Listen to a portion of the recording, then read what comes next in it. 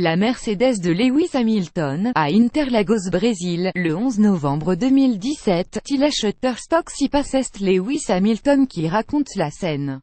Certains membres de mon équipe ont été braqués hier soir en quittant le circuit ici au Brésil. Des coups de feu ont été tirés, une arme a été pointée contre les têtes. C'est affligeant, a tweeté le Britannique, à propos de l'attaque à main armée d'un minibus de l'équipe Mercedes au sortir du circuit d'Interlagos, où se déroulera le Grand Prix du Brésil, dimanche.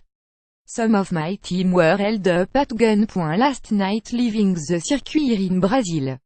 Gunshot fired, gun held at 1Z. This is so upsetting to hear. Please say a prayer for my guys who are zero professionals today even if shaken. Lewis Hamilton @Lewis Hamilton Novembre 11, 2017. Cela arrive tous les ans ici. La Formule 1 et les équipes doivent faire plus, il est n'y a pas d'excuse, a-t-il poursuivi. This happens every single year.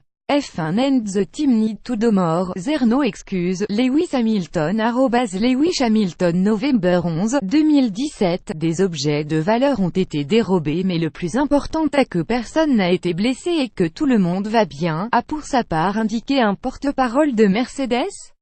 Une autre écurie a échappé à des braquages. Des membres de l'écurie Williams et de la Fédération internationale de l'automobile ont également échappé de peu à des braquages, a ajouté sur Twitter le journaliste de la BBC Andrew Benson. Some Mercedes personnel were robbed at gun.